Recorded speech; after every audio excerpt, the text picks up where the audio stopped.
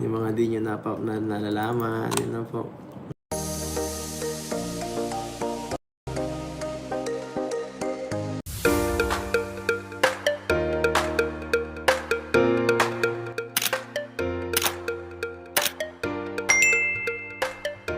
Isang mapagpalang araw po sa ating lahat. Magandang araw at gabi po dyan sa mga silent viewers at mga solid supporters na patuloy na sumusuporta. Miguel Charlotte po at kamusta po sa inyo? So ngayon mga kalingap, narito po ang aking update ngayong gabi patungkol na po kung saan. Ito nga po, may niririto kay Beyonce. So sino nga ba ito? Mga anti-kalingap, grabe ang support dito. Papads natin nagulat at nalungkot. So mga kalingap, yan po ang ating pag-uusapan. Maya na lamang.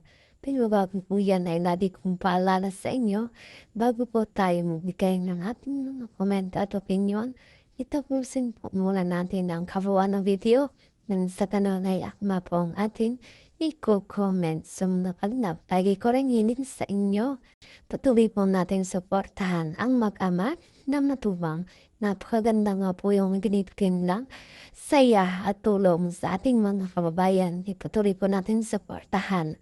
At ganun din, patuloy po natin suportahan ang kanilang may bahay. Walang iba kundi sina Ate na Bags at Jacket Tafia. Huwag po sana tayong magsasawang sumuporta ng kalingap. Sa ating pagbabalik, narito mga kalingap ang ating bibigyan ng reaksyon o ating pag-uusapan mga kalingap. Narito, Beyonce natin ay may naririto daw sa kanya. So, sino nga ba ito? Ito nga daw ay magiging bagong collab team ni Beyonce sa Team Guapas po. Grabe nga po ng mga kalingap. At mukhang may naririto sila dito kay Beyonce. Para mga kalingap, meron daw collab team itong si Beyonce na kung saan ito sa Team Guapa na binubuo nila mga kalingap. So grabe nga po at talaga namang binigyan nila ito ng partner itong si Beyonce para kung saan mga kalingap malaman kung si Edo ba natin na hindi pa kay alam pa dito kay Beyonce mga kalingap. Na katawang isipin na talagang marami din ang sumusuporta dito sa talagang inireretong nila kay Beyonce. Sa sino nga ba ang lalaking ito at marahil sa atin ay may kilala dito sa taong ito? O saan rito? Dito ba Beyonce mga kalingap na sino nga ba ang mga sumusuporta dyan? Siyempre mga kalingap, ang antay mga kalingap na kung saan ay supportado sila sa magiging pupusuan o mapupusuan ni Beyonce o mamahalin. Subalit mga kalingap, ang tanong, nakamove on na ba talaga ng tuluyan itong si Beyonce natin kay Papa? So yun nga po ang ating alamin. At ayan siyempre, alam din naman natin na hindi sa lahat ng panahon agad mabubura yung pagmamahal ni Beyonce. Kahit ano pa nga po ang isipin ng iba, kahit ano pa nga po ang sabihin nila, kung talagang itong si Beyonce natin ay minahal na itong si Papa Eds natin ay hindi agad-agad yun mabubura hanggang sa ngayon. Kahit ilang buwan na nga po ang nakalipas, syempre mali po natin ay minamamagitan pa sa dalawa. At syempre, meron pang komunikasyon dito sa dalawa. At sa pamamagitan ng chat o video call at hindi na po natin alam kung anong katotohanan dito sa dalawa at mukhang private na nga po ang kanilang pag-uusap. Alam nang sa ganun ay wala na nga pong dagdag issue pang ang mangyayari o lumalabas sa social media. Tatangohan sa ngayon naman ay itong si Papa is natin wala pang nire-reveal kanyang jowa o mapapamasawa dahil sa sinabi ni Kalinga Prab, si Papa is natin ay hindi na tatanggap ng bagong kalab team at last na nga ang ETC sa mga Kalinga Paya. Ating pag-usapan kung itong si Papa is pa natin ay meron ng ibang jowa na talagang noon pa man ay meron na ang nagbibigay ng usapin tungkol dito na si Papa Eds natin, merong jowa na ito sinasabing si Mariel na po na isang beneficiary din ni Papa Eds mga kalingap. So hindi talaga natin makapirma kung itong na ba ay totoo. Itong sinasabi nilang jowa ni Papa Eds, palit wala naman pong sinasabi. Ito si Kalingap Edo na marinaw patungkol nito.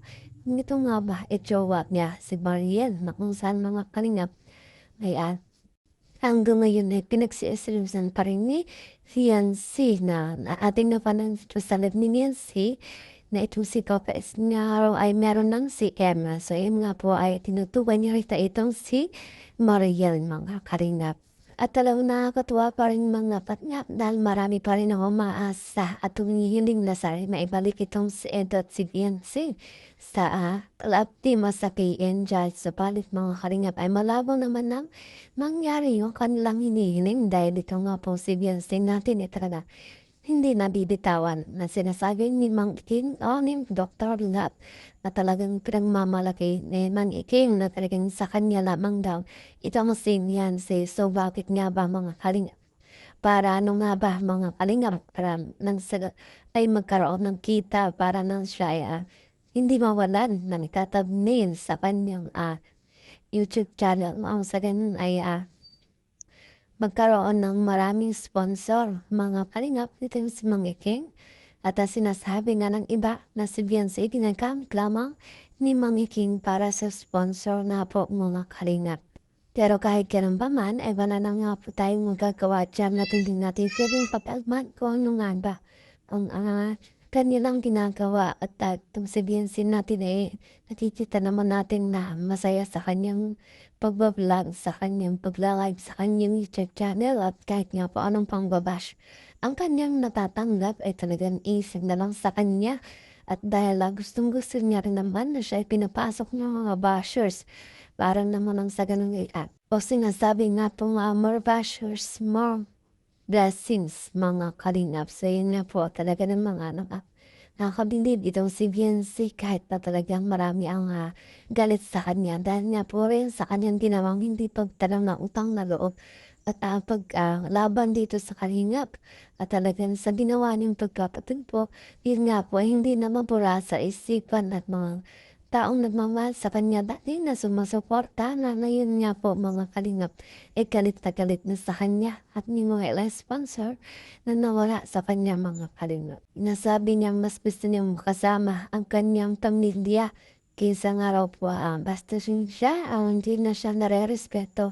So ganang na lamang gayon mga kalingap sa ganong paraan ay kakalabanin niya itong founder ng Kalingap yung mga taong nagbigay ng magandang buhay sa kanya.